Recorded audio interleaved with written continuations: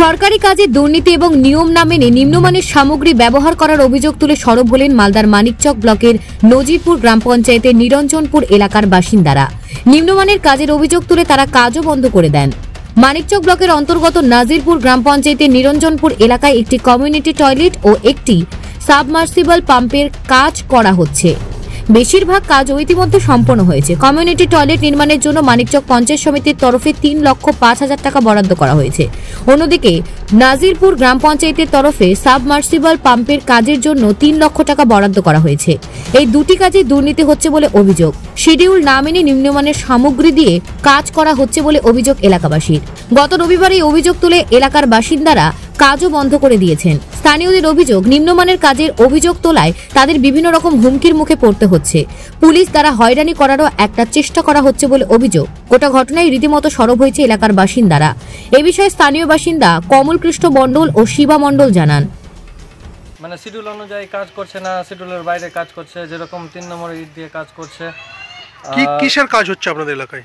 এটা ইসের বাথরুম পায়খানা কাজ করাচ্ছে। হ্যাঁ, কাজ করাচ্ছে। কারা করছে কাজ? কাজ করছে তোমার রঞ্জন মণ্ডল ঠিকাদার। আচ্ছা, রঞ্জন মণ্ডল। এটা কি পঞ্চায়েত সমিতির কাজ? হ্যাঁ, পঞ্চায়েত সমিতির কাজ।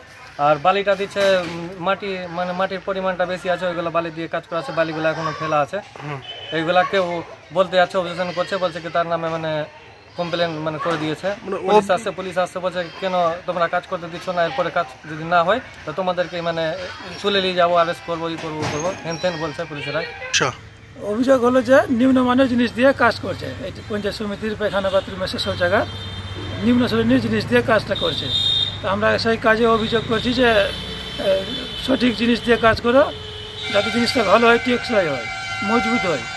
ওরা বলছে যে এটা এবার করতে দাও, এরপরে আমরা ভালো জিনিস দিব। স্থানীয়দের নিম্নমানের কাজের অভিযোগ স্বীকার করেছে এলাকার পঞ্চায়েত সদস্য তথা নাজিরপুর গ্রাম পঞ্চায়েতের বিরোধী দলনেতা জয়েন্দ্র চৌধুরী। তিনি জানিয়েছেন, এখানে ব্লক থেকে একটা পায়খানা বাথরুমের স্কিম আছে 3,05,000। আর পঞ্চায়েতে আছে 3 লাখ সাবমার্সিবল পাম্পের সোলার কাজ নিয়ে এলাকার মানুষ বিভিন্ন রকম অভিযোগ তুলছে। তো পায়খানা বাথরুমটা যেটা হচ্ছে ভালোই হচ্ছে, তো কিন্তু কিছু কিছু ক্ষেত্রে একটু খারাপ হয়ে যাচ্ছে। যেরকম 1 নম্বর ইট আছে, ওই যেটা ওই সফটওয়্যার ট্যাঙ্কিটা করছে, সেটাতে 2 নম্বর না 3 নম্বর ইট দিয়েছে ওটা। আর ভিতর 2 নম্বর ইট আছে। মানে আপনিও মানছেন কিছু কিছু জায়গায় গাফিলতি হয়েছে?